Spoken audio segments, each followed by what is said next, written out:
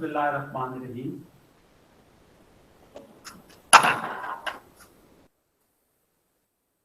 आज जो हमारा टॉपिक है that is about complement of an event. Complement of an event का मतलब क्या होता है? कॉम्प्लीमेंट ऑफ एन इवेंट का मतलब ये होता है कि लेट्स से अगर आपका एक इवेंट है, देखो एक्सपेरिमेंट आपने किया, आपने उससे ऑल पॉसिबल ऑब्जर्वेशंस ले ली, उसको हम कहते हैं सैंपल स्पेस। सैंपल स्पेस का जो सबसेट होता है उसको हम कहते हैं इवेंट। लेट्स से आपके पास सैंपल स्पेस है कॉइन टॉसिंग की हेड एंड टेल। ये देखिएगा, हेड एंड टेल,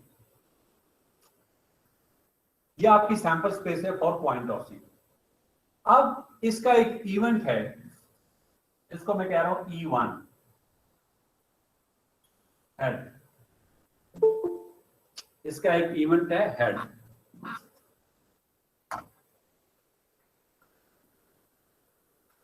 इसका एक इवेंट है हेड।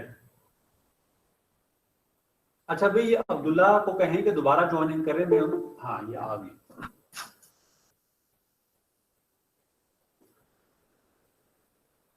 अच्छा जी, इवेंट है हेड। अब हेड जो इवेंट है बेटा, उसके अंदर अब मैं आपसे कहता हूं कि मुझे आप ये जो इवेंट है हेड, इसको आप इस इवेंट हेड का मुझे कॉम्प्लीमेंट दें। इवेंट जो है E1 जो कि हेड है, उसका मुझे कॉम्प्लीमेंट निकाल कर दें। तो उसको सबसे पहले लिखते कैसे? उसको सबसे पहले लिखते हैं E1 उसके ऊपर बार, E1 उसके ऊपर बार। इसको हम कहते हैं कि ये इवेंट 1 का कॉम्प्लीमेंट है। इसका मतलब क्या है? कॉम्प्लीमेंट का मतलब ये है कि जो इवेंट 1 में चीजें नहीं हैं, जो इवेंट 1 में ऑब्जर्वेशंस आउटकम्स नहीं हैं, वो E1 का कॉम्प्लीमेंट है। दोबारा सुनिएगा, head and tail, event 1 is only head, the complement of event 1 would be tail.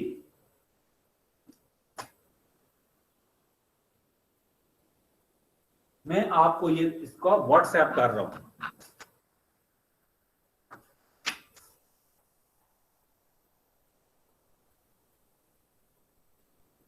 तो here it comes।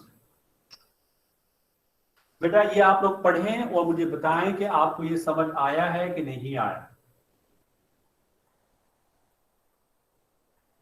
Sample space is head and tail. Event 1 is head. The complement of event 1 is tail. वो सारी की सारी observations या वो सारी की सारी आउटकम्स जो इवेंट 1 में नहीं हैं, वो इवेंट 1 का कॉम्प्लीमेंट कहलाती हैं, वो इवेंट 1 का कॉम्प्लीमेंट होती हैं। आपको बात समझ आ रही है? कॉम्प्लीमेंट का मतलब समझ आ रहा है? Yes sir. थैंक यू बेटा। अब थोड़ा सा इसी सवाल को थोड़ा सा मुश्किल करते हैं, थोड़ा सा इसको नेक्स्ट स्टेप पे, नेक्स्ट लेवल पर लेके जाते हैं। अब मेरा आप लोगों से सवाल ये है, सैंपल स्पेस आपके पास है, कॉइन टॉसिंग की हमने कर ली है, सैंपल स्पेस आपके पास है, सैंपल स्पेस है आपके पास डाइस रोलिंग की 1 2 3 4 5 6। एक इवेंट है, उस इवेंट को मैं कह रहा हूं ए, कैपिटल ए, और उसके अंदर क्या है? Set of odd numbers. तो ए कॉम्प्लीमेंट क्या होगा? ए कॉम्प्लीमेंट क्या होगा? अगर 2 4 6 2 4 6, थैंक यू वेरी मच, बिल्कुल आपने कहा, it would be the set of even numbers. Sir आपकी सैंपल स्पेस टोटल क्या है, कितनी है? वो पूरे बोर्ड नजर नहीं आ रहा। हाँ बेटा देखो, सैंपल स्पेस जो है वो डाइस रोलिंग की सैंपल स्पेस 1 2 3 4 5 6 होती है, आपको पता यस सर, ठीक है सर, मुझे वो पता नहीं था कि आपने डाइस रोलिंग का है। Okay no sir. प्रॉब्लम बेटा, but I am so glad कि आपको ये बात समझ आ गई है, और मैं आपको इसकी तस्वीर भी व्हाट्सएप कर रहा हूँ।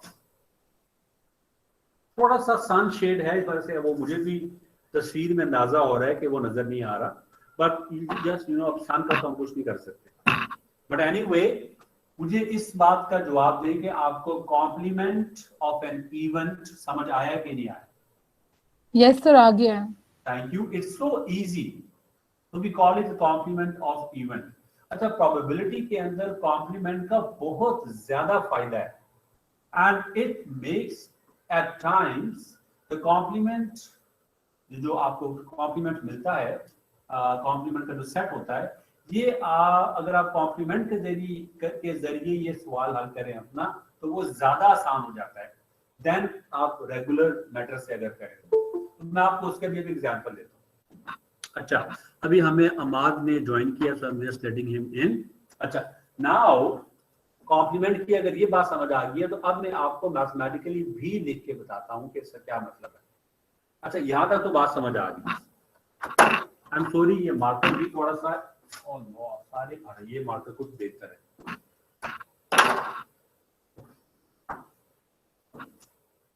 अच्छा, अब देखिएगा मैथमेटिकली, अच्छा मैंने आपको बताया था कि probability will, the value of probability will always be in between 0 and 1. 0 भी हो सकती है, 1 भी हो सकती है, and any value in between 0 and 1 भी हो सकती है। तो हम इसको इस तरह लिखते हैं, the probability will always be in between 0 and 1। ये मैंने लास्ट टाइम भी आप लोगों को बताया था, और मैं आपकी इसकी तस्वीर भी आप लोगों के साथ शेयर कर रहा हूँ। और अभी मैं इस चीज को लेकर आऊंगा अपने कॉम्प्लीमेंट वाली बात के ऊपर, और हम इसको देखेंगे कॉम्प्लीमेंट कैसे हमें फायदा दे सकती है। अब ये देखिएगा कि प्रोबेबिलिटी ऑफ सैंपल स्पेस, बाकी ऐसे लिखता हूं मैं कि probability of event A plus probability of event A के कॉम्प्लीमेंट विल बी 1। ये भी मैं आपको व्हाट्सएप करने वाला हूं, ताकि आप इसको एक दफा देखो, और फिर मैं आपको, हम इसको डिस्कस करेंगे व्हाट्सएप के ऊपर। So it's coming your way through WhatsApp. सिर्फ बॉक्स। चलिए, अब हम इसको डिस्कस करते हैं। आपको ये मिल गया, and now let's discuss it. Okay बेटा, चले, अब मैंने क्या लिखा है? मैंने लिखा है कि probability of A plus probability of A complement will always be equals to 1। इसका क्या मतलब? देखो, वो सारे के सारे इवेंट्स,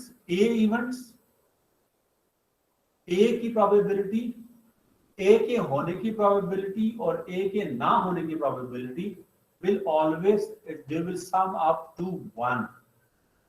आप लोग सर हमें समझ नहीं आया, मैं अभी सबसे आसान सवाल करता हूं और आपको समझाने की कोशिश करता हूं। So now मैं आपसे कहता हूं कि भाई मुझे आप ये बताएं कि आपकी सैंपल स्पेस है head and tail, A event है हेड, तो ए का कॉम्प्लीमेंट क्या होगा? Tell.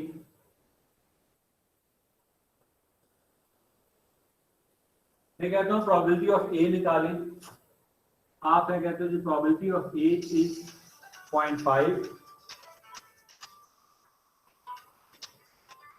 probability of A is 0.5, probability of A dash, A complement, वो भी तो 0.5 है।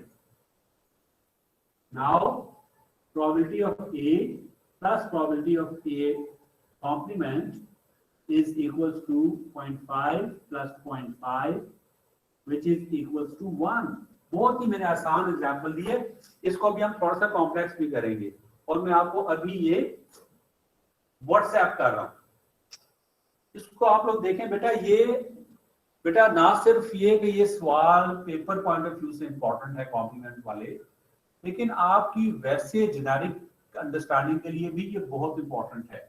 इसको आप लोग प्लीज अच्छी तरह देखें और समझें, और मैं भी आपके साथ ये डिस्कस करने लगा हूं।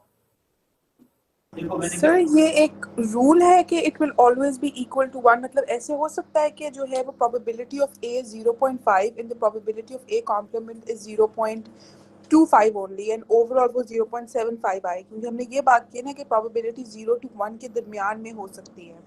हाँ चलिए, अब आपके सवाल के अंदर दो सवाल है। प्रोबेबिलिटी, पहले मैं दूसरे सवाल का जवाब देता हूँ, फिर मैं पहले सवाल का जवाब दूंगा। देखो, probability of an event can be anything from 0 to 1।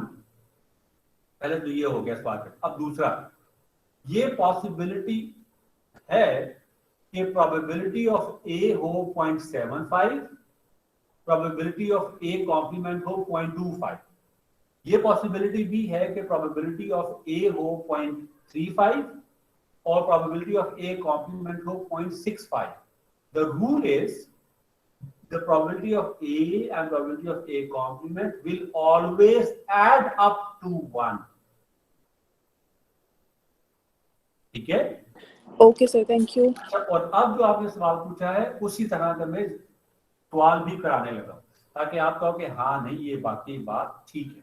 तो अब हम आ जाएंगे डाइस रोलिंग के सवाल के ऊपर। अब ये आप पहले, अब मैं करूंगा कुछ नहीं बल्कि मैं आपसे सवाल करवाऊंगा। तो लेट्स से आपके पास सैंपल स्पेस है डाइस रोलिंग की 1 2 3 4 5 6 जो कि होती है स्टैंडर्ड है। मैं आपसे कहता हूं कि अच्छा मुझे आप एक इवेंट है x, बल्कि नहीं मैं a लिखता हूं ताकि आप लोग कंफ्यूज ना हो। ये तो नोमेनक्लेचर है, x लिखूं a लिखूं z लिखूं, लेकिन अभी क्योंकि मैंने प्रोबेबिलिटी ऑफ a की बात की है तो मैं a लिखूं। तो A एक इवेंट है जिसकी प्रोबेबिलिटी, जो A एक इवेंट है जिसके अंदर जो कि इवेंट है 1,2। बस ये ऑब्जर्वेशन है या ये उसके अंदर उसकी जो आउटकम्स हैं वो 1 2 है। A इवेंट के अंदर 1 है और 2 है। अब मेरा आपसे सवाल ये है कि प्रोबेबिलिटी ऑफ A क्या है? What is the probability of A? जी ये क्वेश्चन आपसे इसको सॉल्व करें। सिंपल आपने क्या करना है, वैसे आपको मैंने समझाया हुआ है लेकिन फिर भी for the sake of clarity आपने सिंपल ये करना है। सर 0.33 होगी सर, हम 2 को डिवाइडेड बाय 6 कर देंगे, वो Yes. 2 हैं और 2/6 0.33। तो प्रोबेबिलिटी ऑफ A इज 2/6 यानी कि 1/3। ठीक है, जो कि आपने कहा। अब दूसरा सवाल मेरा क्या है? प्रोबेबिलिटी ऑफ ए कॉम्प्लीमेंट क्या है? प्रोबेबिलिटी ऑफ ए कॉम्प्लीमेंट ये क्या है? मैं आपको 4/6। 4/6 बिल्कुल ठीक है। मैं आपको ये व्हाट्सएप भी कर रहा हूं, लेकिन जो लोग थोड़ा सा समझ रहे हैं वो भी इसको देखेंगे किस तरह प्रोबेबिलिटी ऑफ ए कॉम्प्लीमेंट जो है वो 4/6 किस तरह आएगी। तो वो आ गई 4/6 यानी कि 2/3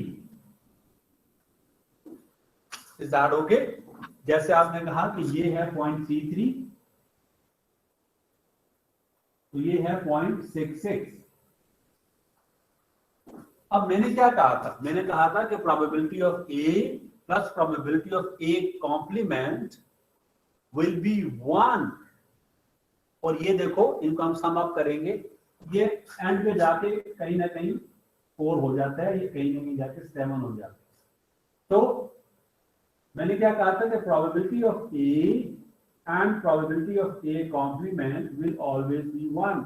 हम यहाँ पे वैल्यूज प्लग इन करते हैं तो 0.333 and 4 plus 0.666 is equals to 1। और यही सवाल आपने पूछा भी था कि सर ये ऐसे हो सकता है। कि 1.25 हो जाए और 1 पॉइंट वो हो जाए। ठीक है, जरा इसको आप देखें अच्छी तरह, आपको बात समझ आएगी।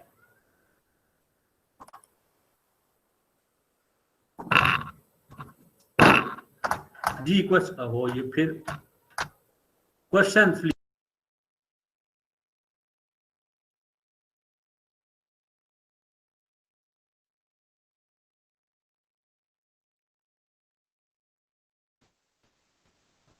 यस सर, यहाँ पे ठीक है।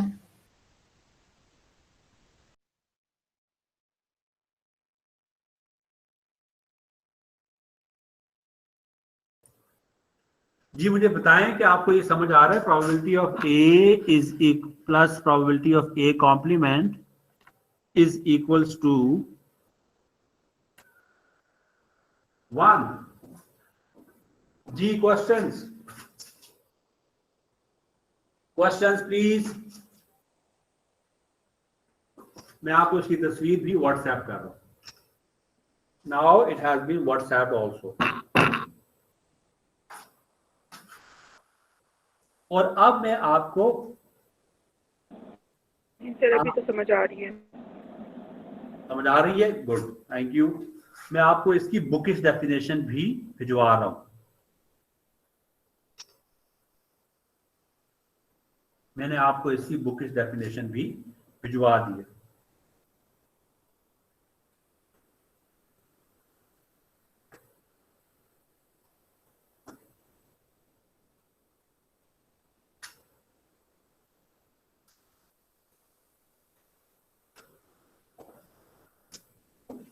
ओके, अगर बुकिश डेफिनेशन आपको समझ आ गई है, now here comes the question. ओहो, क्वेश्चन का जरा वो अच्छा नहीं है, उसका मैं इसको डिलीट कर रहा हूं and I am sending the question again. Okay, now this is illustration 4-2। Please जरा इसको करें और मुझे बताएं कि आपको समझ आया है कि नहीं आया। और उसके बाद you will start questioning using the complement rule. ये जो क्वेश्चन आपको भिजवाया है इसको जरा करें, समझिए, मुझे बताएं फिर। सर हमें यही रूल अप्लाई करना है 1 वाला इसमें भी, कि दोनों 1 आने चाहिए। ये देखो, हम लोग बेटा, हम लोग जो है वो प्रोबेबिलिटी का जो बेसिक फॉर्मूला है वो कर चुके। अब ये जो हमने कॉम्प्लीमेंट पढ़ा है, it will help you in solving the probability questions easier. Now आप इसको रूल भी कह सकते हो, इसको फॉर्मूला भी कह सकते हो, और इसको टेक्निक भी कह सकते हो to get your answers quick. अब जो सवाल आपको जो आया है वो सीधे तरीके से भी हो सकता है जो कि लेंथियर होगा, और इस तरीके से भी हो सकता है कॉम्प्लीमेंट के तरीके से, जो कि it will make your life easier to get the solution.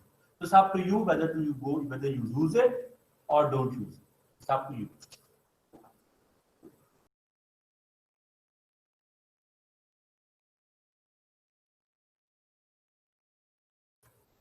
जी बेटा, क्या समझ आया? सर हमने यही था ना कि 3 और लार्जर। हाँ। तो अगर हम टोटल डाइस का सैंपल साइज देखें तो वो टोटल 36 बनता है। तो उसमें से सिर्फ 2 ऐसे हैं जो कि 3 नहीं बनते, आई थिंक। यस, हाँ। तो वो फिर हम 34 या 35 डिवाइडेड बाय 6 करेंगे तो 0.94 समथिंग आ रहा है, और जो 2 डिवाइडेड बाय 36 करेंगे तो 0.05 आ रहा है, आई थिंक। तो वो फिर जब ऐड करेंगे तो टोटल 1 आना चाहिए। Please, but did you get the answer? Sir वो मैंने सर मुझे लगता है कि इसमें से एक है जो नहीं बनता, वो 1 और 1 है, जो कि 2 बनाते हैं। यस सर, बाकी 3 बनाते हैं, और बाकी सब सर टोटल 35 हैं जो बनाते हैं। Yes sir. So okay, I will just close। आप लोग बिल्कुल बहुत, आई एम सो हैप्पी, अल्हम्दुलिल्लाह कि आप लोग बिल्कुल सही तरफ जा रहे हो। देखो, ये बात आपने याद रखनी है बेटा, मुझे लाइट भी ऑन करना था कि you may not have the correct solution, you may not end up having the right answer, but to approach है ना, approach to the question, that actually also matters a lot and real life में frankly speaking यही चीज matter करेगी कि आपकी approach to the problem कैसी थी। और शुरू में जब आपको प्रैक्टिस मिलेगी, अप्रोच आपकी ठीक होगी, तो आप देखना कि आपके सॉल्यूशंस ठीक आना शुरू हो जाए। तो इंशाल्लाह आई एम सो हैप्पी कि आप लोगों ने इसको सही तरीके से सही अप्रोच के जरिए मूव किया है। अच्छा जी, इस स्टूडेंट ज्वाइन इन कर रहे हैं Mohammad Mehdi, let me admit him. अच्छा, now coming to the question. Okay, question ये कहता है, थोड़ा सा इसका कैमरे का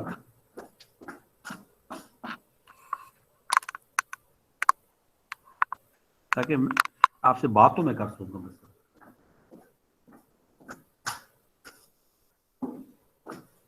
यस, नाउ अब क्वेश्चन क्या कहता है? क्वेश्चन ये कहता है कि 2 डाइस को रोल किया गया है, इसकी प्रोबेबिलिटी क्या है कि आपके पास जो आंसर आएगा, जो आपके पास जो सम ऑफ 2 जो है वो ग्रेटर देन 3 आएगा। इसकी प्रोबेबिलिटी क्या है? अब आप जरा अब देखो, अब आपने सैंपल स्पेस लिखना चाहो तो लिख लो, लेकिन अब आप अपने जहन में भी कह सकते हो कि अच्छा यार 2 डाइस को रोल किए हैं, उनका सम जो है वो इक्वल टू या ग्रेटर देन 3 आना चाहिए। तो आप क्या करते हो? आप कहते हो यार मैं 2 डाइस को रोल करूंगा तो ये होगा कि दोनों के ऊपर 1-1 आ जाएगा। हाँ ठीक है, दोनों पे या 1 आएगा या 2 आएगा, यानी कि 3 आ जाएगा। सो यानी कि टोटल ऑप्शंस मेरे पास 36 आएंगी। 36 में से 35 जो है वो मेरे पास ऐसी होंगी जिसमें ग्रेटर देन आएगा। अब मैं आपके लिए सवाल रीड आउट करता हूं, ये देखिएगा जो मैंने आपको सवाल भिजवाया है। 2 dice are rolled, what is the probability that the sum is at least 3? यानी कि 3 हो या 3 से ज्यादा हो, इसकी प्रोबेबिलिटी क्या है? ये जो सम है वो the sum is at least 3, के जो आपके पास सम आएगा वो at least 3 होगा। नाउ आप क्या कहते हो कि let's say A is an event that the sum is at least 3. तो मैं कहता हूं suppose A is equals to an event which is sum is at least 3 or larger। वही मतलब हुआ ना, और लार्जर, कम से कम 3 है, ज्यादा भी हो सकता है। तो ए कॉम्प्लीमेंट क्या होगा? ए कॉम्प्लीमेंट होगा that the sum is less than 3।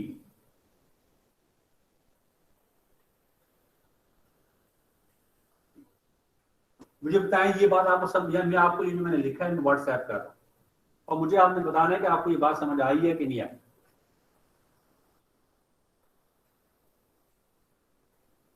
Yes sir, समझ आ गई। ओके, मैंने व्हाट्सएप किया है, मुझे बताएं आप।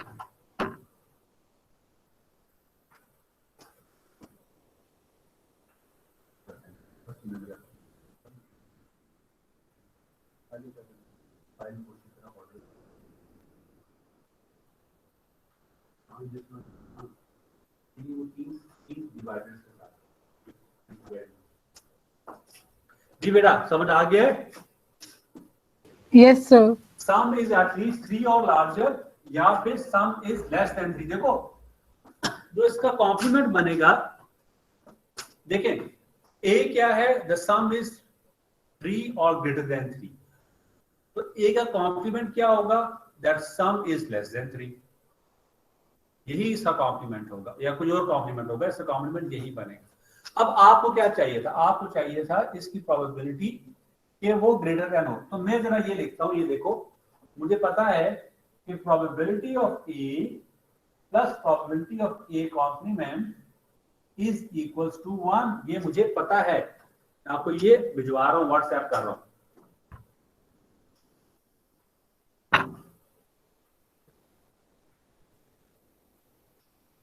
ये जो मैंने नई चीज लिखी है ना, probability of A plus probability of A bar. अब मुझे क्या चाहिए, मुझे चाहिए प्रोबेबिलिटी ऑफ ए। तो मैं लिखता हूं कि probability of A is equals to 1 minus probability of A complement.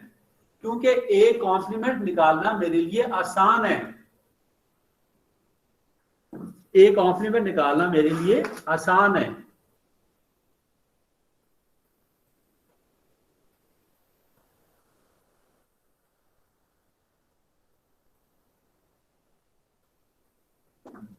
जी मुझे बताएं, ये बात समझ आ रही है? प्रोबेबिलिटी ऑफ ए नहीं समझ आ रही आप लोगों को? देखो सर आ रही है समझ। प्रोबेबिलिटी ऑफ ए निकालना आसान है। प्रोबेबिलिटी ऑफ ए कौन सा इवेंट होगा कि एक डाइस पर 1 आए, दूसरे पर भी 1 आए, राइट? इसकी प्रोबेबिलिटी है 1/36। ये निकालना आसान था। अब क्योंकि आपको व्हाइट बोर्ड नजर नहीं आ रहा, मैं यहां पे मूव कर रहा हूं। तो probability of A is equal to 1 minus probability of A bar क्या है, 1/36।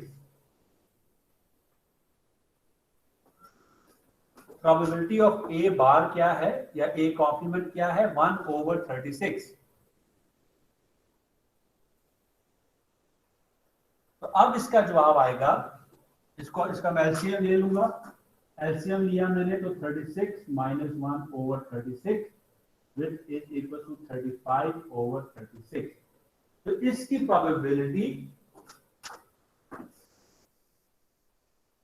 प्रोबेबिलिटी के हमारे पास जब हम दो डाइस को रोल करेंगे तो जो सम आएगा वो ग्रेटर देन, वो एटलीस्ट 3 होगा।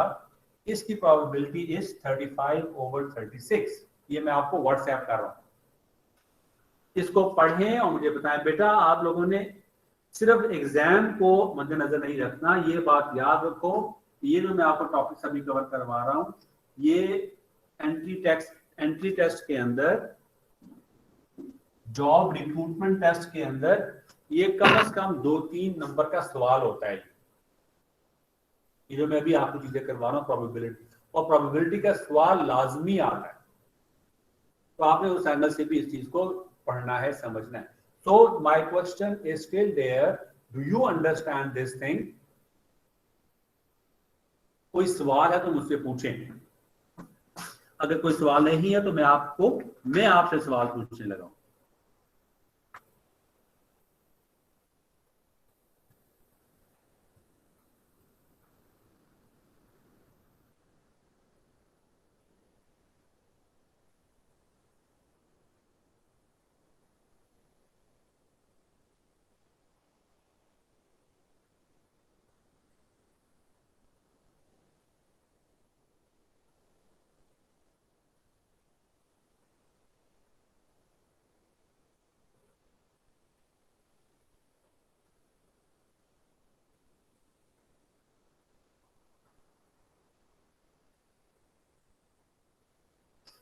जी बेटा समझ आ रहा है कि नहीं आ रहा? सर आ रहा है समझ। Yes sir.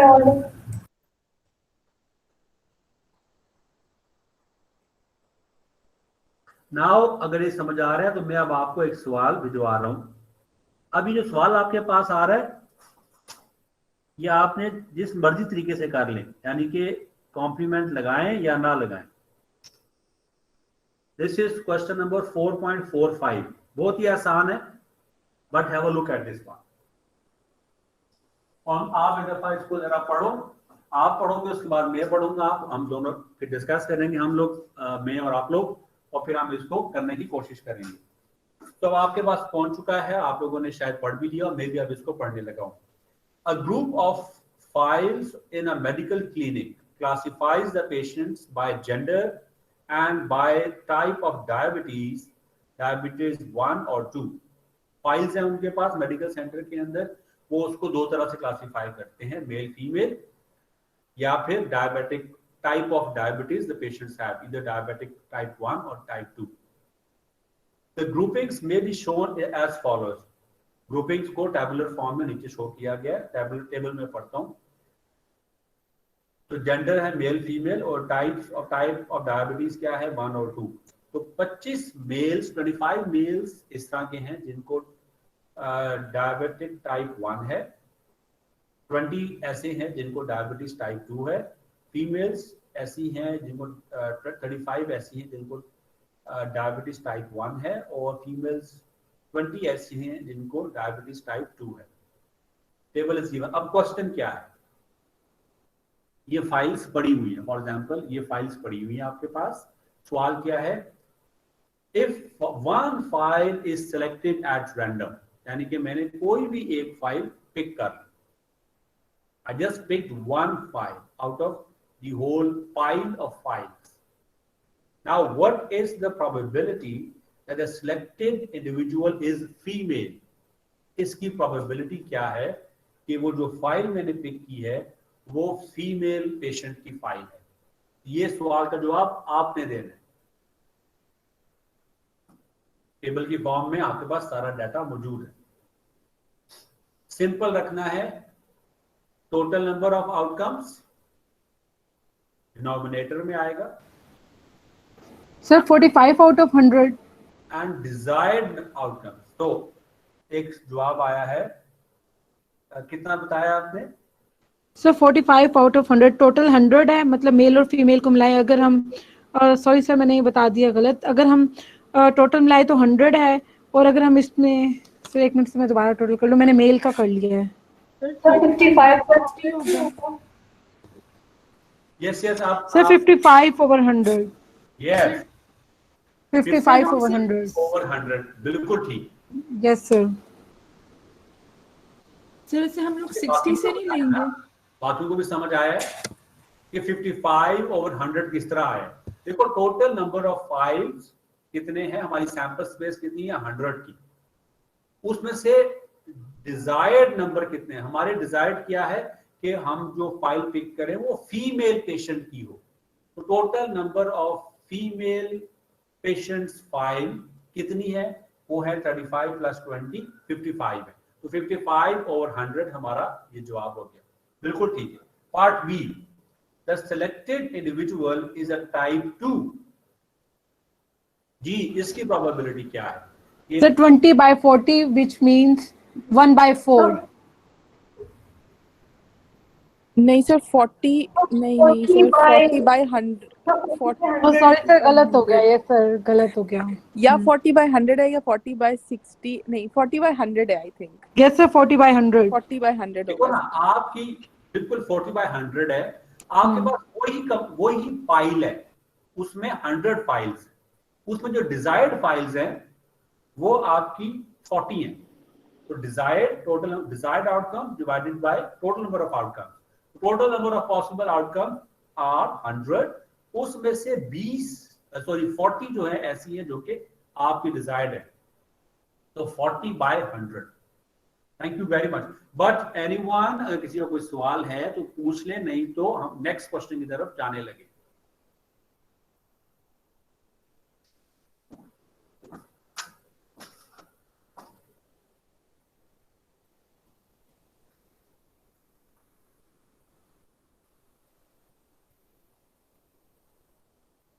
थोड़ा सा डिफरेंट सवाल आ रहा है।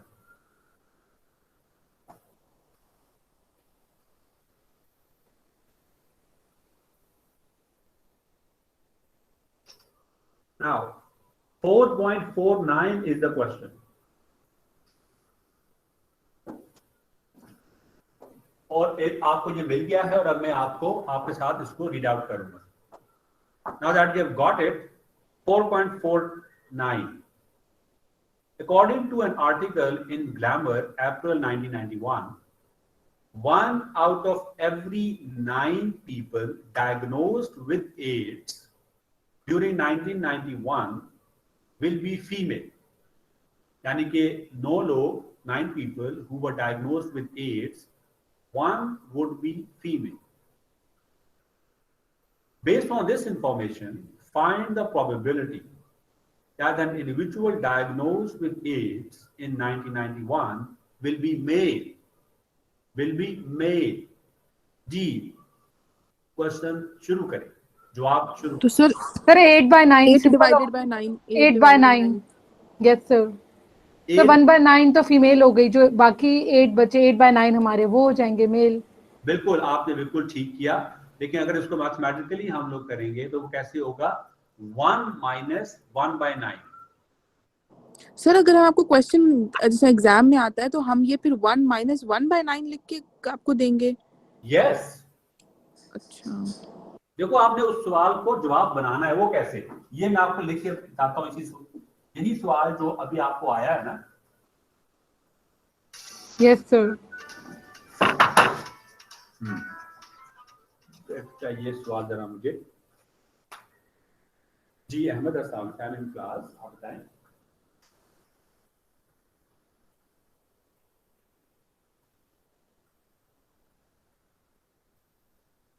ओके, फिर आज शाम को करें इंशाल्लाह। ओके जी, now the question is, let's say so हम कहेंगे suppose A is equals to number of female students, number of females with diagnosed with AIDS.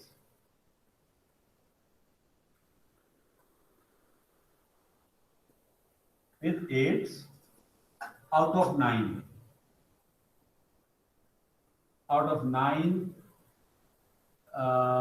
people diagnosed with AIDS.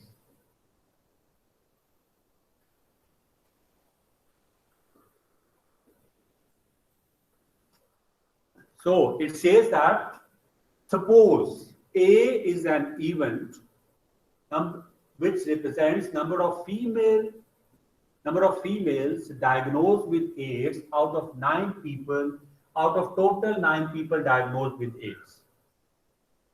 तो इसका एक कॉम्प्लीमेंट क्या बनेगा, एक कॉम्प्लीमेंट बनेगा number of males diagnosed with AIDS out of 9 people who were diagnosed with AIDS, यही बनेगा।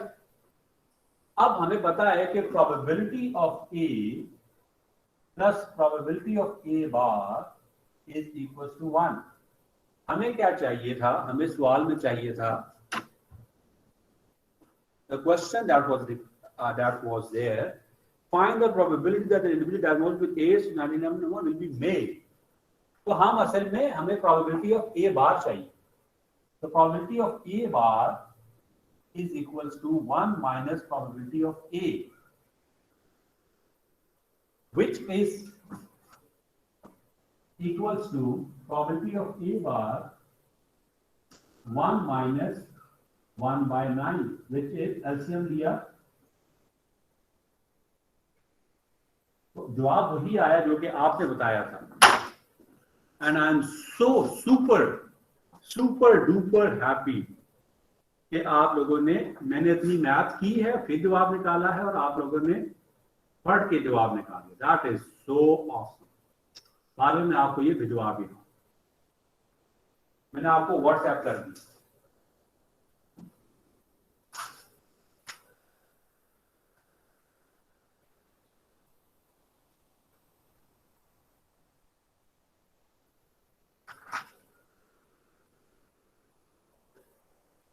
अच्छा जी, यहाँ तक आपको बात समझ आ गई है?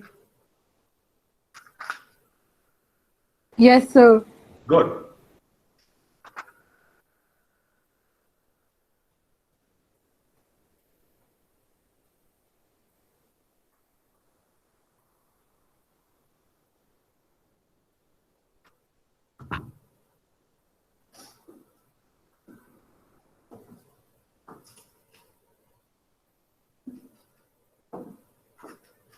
ओके जी, यहां तक अगर आपको बात समझ आ गई है तो हम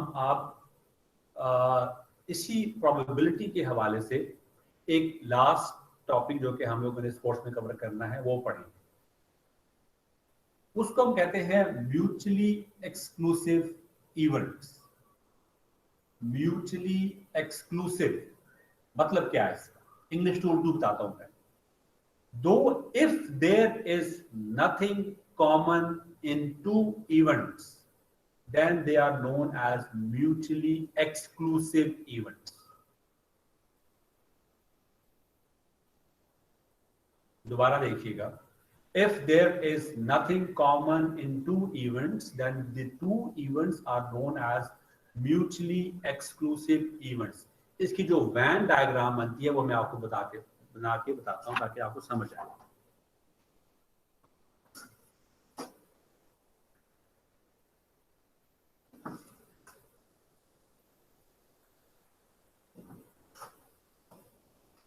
सो एक पहले मैं बताता हूं कि कौन एक इवेंट है x विच इज 1 2 3।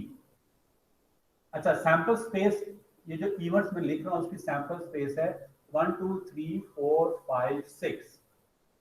एक इवेंट है y जो कि है 4 5 6।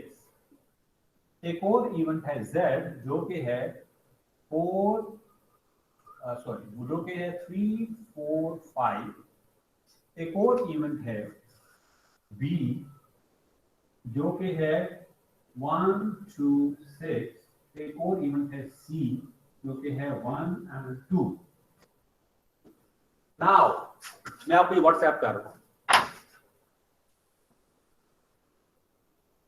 लफ्ज क्या है जी? Mutually exclusive.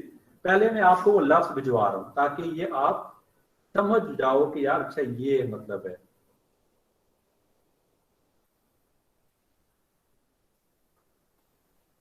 ओके, मैंने व्हाट्सएप कर दिया म्यूचुअली एक्सक्लूसिव। अब मैं आपको जो मैंने बोर्ड पे लिखा है ये मैं आपको व्हाट्सएप कर।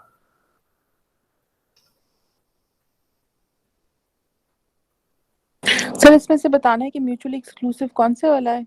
नहीं, पहले मैं समझा रहा हूं, आपको तो शायद समझ आ गया है लेकिन जिनको नहीं समझ आया तो now we have sample space. Sample space हमारे पास वो होती है जो कि total number of observations, total number of possible outcomes को हम सैंपल स्पेस कहते हैं।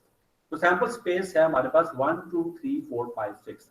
उसमें से एक इवेंट है x which is 1 2 3, एक है y which is 4 5 6, एक है z which is 3 4 5, एक है b which is 1 2 6, एक है c which is 1 2। Now x और y जो हैं वो आपस में म्यूचुअली एक्सक्लूसिव हैं। There is nothing common in the two events. जो x और z हैं वो म्यूचुअली एक्सक्लूसिव नहीं हैं because 3 is common in between two events. जो y और z हैं वो भी म्यूचुअली एक्सक्लूसिव नहीं हैं। जो b और x हैं वो भी म्यूचुअली एक्सक्लूसिव नहीं हैं। जो b और y हैं वो भी म्यूचुअली एक्सक्लूसिव नहीं हैं। जो b और z हैं वो म्यूचुअली एक्सक्लूसिव हैं। जो b और c हैं वो भी म्यूचुअली एक्सक्लूसिव नहीं है। जो x और c हैं वो भी नहीं है। जो y और c हैं वो म्यूचुअली एक्सक्लूसिव हैं। जो z और c हैं वो भी म्यूचुअली एक्सक्लूसिव हैं। जो b और c हैं वो म्यूचुअली एक्सक्लूसिव नहीं हैं। Questions please. आपको म्यूचुअली एक्सक्लूसिव समझ आया कि नहीं? Yes sir. यस सर, आ गया है। ओके,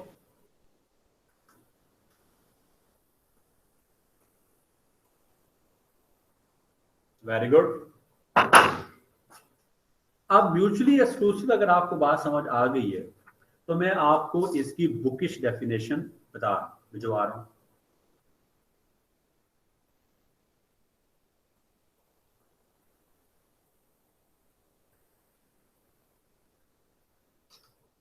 जी, म्यूचुअली एक्सक्लूसिव की आपको मैंने बुकिश डेफिनेशन भिजवा दी।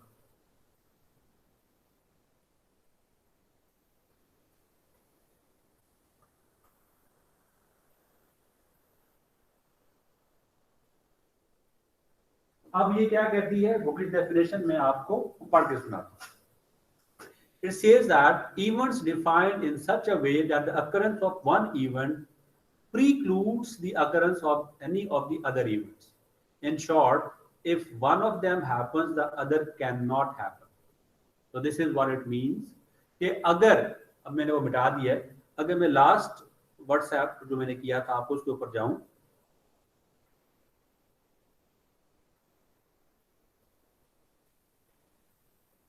ये देखिएगा, अगर मैं कहता हूं कि x, जो लास्ट स्लाइड, जो लास्ट मैंने आपको व्हाट्सएप किया था, इसमें x, y, z, b और c इवेंट्स थे, अगर मैं कहूं कि x अकर हुआ है, तो मैं क्या कहूंगा कि y अकर हुआ है? नहीं, y अकर नहीं हुआ. If x occurs, y can not अकर. अगर मैं कह दूं कि x अकर हो चुका है, तो मैं ये बिल्कुल नहीं कह सकता कि y अकर हुआ. अगर मैं कह रहा हूं कि x अकर हुआ है, दैट मीन्स कि या डाइस रोलिंग के नतीजे में या 1 आया है, या 2 आया है, या 3 आया है, तो मैं कहूंगा कि x अकर हो गया है. सो दैट वुड मीन कि b भी अकर हुआ है, c भी अकर हुआ है, बट आई कैन नॉट से कि y अकर हुआ है. तो if x occurs, y can not occur. That means कि x and y they both are mutually exclusive events. Questions please. Sir इसमें Z नहीं हो सकता कि अगर Y अकर हुआ तो Z भी तो हो सकता है क्योंकि 3 दोनों में है.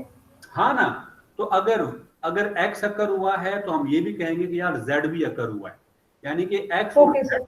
दे आर नॉट म्यूचुअली एक्सक्लूसिव. जी सर, ठीक है. Thank you sir. Well done, बहुत अच्छा सवाल पूछा आपने, जिसकी वजह से बाकी सबको भी ये बात क्लियर हो. और सर, जी बेटा. सर इसमें 3 चीजें कॉमन ना हो तो फिर उसे भी म्यूचुअल एक्सक्लूसिव इवेंट कह सकते हैं सर. जैसे कि एक्स वाई कॉमन नहीं था सर, उसे म्यूचुअल एक्सक्लूसिव इवेंट कह रहे थे सर. इसी तरह मिसाल तौर पर इवेंट है सर, उसमें भी मतलब मुख्तलिफ हो, 10, 11, 12 सर, 3 इवेंट्स आए हो सर, तो हाँ, उसको भी कह सकते हैं सर. बिल्कुल. देखो मैं आपको बताता हूँ, 3 इवेंट्स हो, 4 हो, that doesn't matter. For example ये देखो, अगर मैं कहूँ जी सी अकर हो गया, सी यानी कि या 1 आया है या 2 आया है, दैट मीन्स कि y तो अकर हो ही नहीं सकता, 4 भी नहीं आ सकता, 5, क्योंकि 4, 5, 6. अब हालांकि c में सिर्फ 2 है, y में 3 है, बट अगर y अकर हुआ है दैट मीन्स कि c अकर नहीं हो सकता.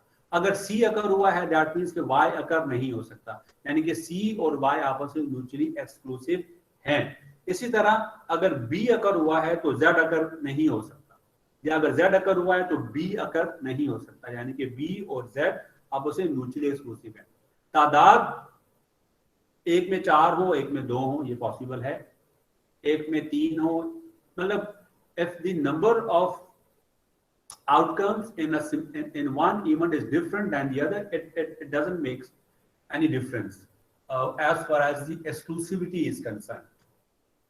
ठीक है, जो आपका सवाल है वो मैंने जवाब दिया. और के सवाल? Thank you sir. Okay.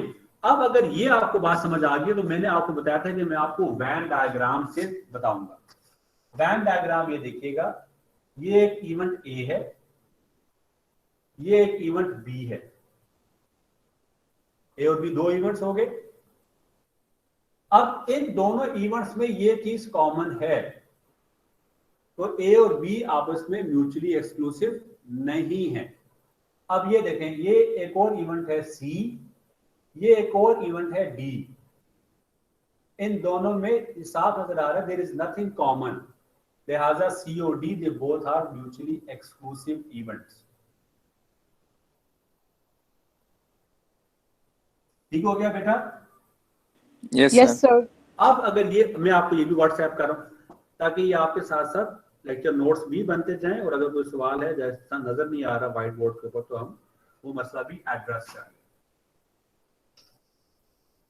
Now अगर आपको ये बात समझ आ गई है म्यूचुअली एक्सक्लूसिवनेस की, तो एक रूल है, वो जरा आप देखिएगा, जिसको हम कहते हैं प्रोबेबिलिटी के अंदर general addition rule.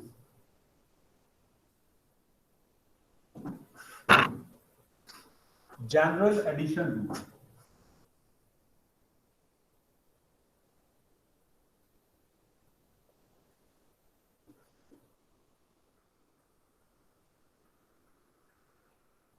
General addition rule, वो क्या कहते हैं? अगर मैं आपसे कहूं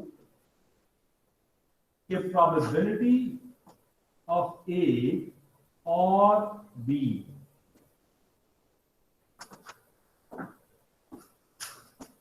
कि ए अकर हो या बी अकर हो, राइट? Yes sir. यानी कि फॉर एग्जाम्पल, थैंक यू, यानी कि फॉर एग्जाम्पल ये हमने जैसे किया था,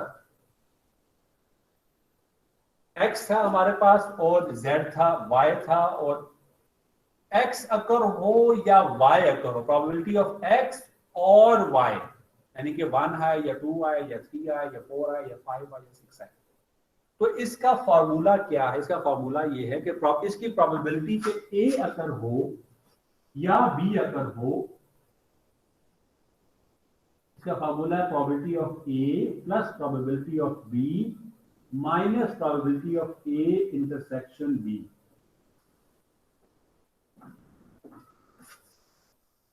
अब आप मुझसे पूछ सकते हो कि सर ये तो मैं समझ आता है, ये माइनस क्यों कर रहे हैं आप?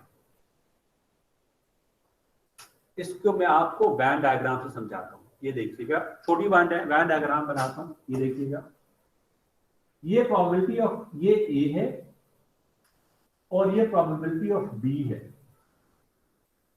अगर ये दोनों म्यूचुअली एक्सक्लूसिव नहीं है तो प्रोबेबिलिटी ऑफ a ये पूरी की पूरी काउंट हो गई, प्रोबेबिलिटी ऑफ b ये भी काउंट हो गई, probability of a, probability of b, ये जो एरिया है ये वाला, ये 2 दफा काउंट हुआ है, एक दफा इसमें एक दफा इसमें, लेकिन हमें तो ये एरिया एक दफा काउंट करना है, लिहाजा हम कहते हैं कि ये जो कॉमन एरिया है इसको एक दफा, ये जो कॉमन एरिया है इसको एक दफा माइनस कर दें। तो probability of a plus probability of b minus probability of a intersection b only if they are not mutually exclusive.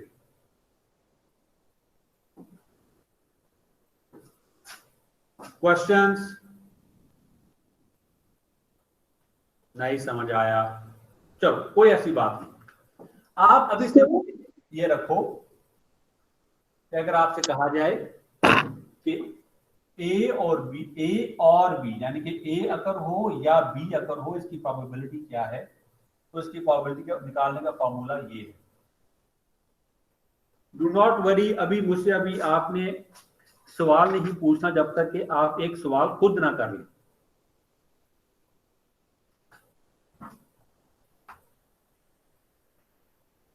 मैं आपको ये सवाल भिजवा रहा हूं। Okay, the question is question number 4.7 है, ये नीचे है थोड़ा सा। अच्छा, 1 white die and 1 black die are rolled. Find the probability that white die shows a number smaller than 3 or the sum of the die is greater than 9.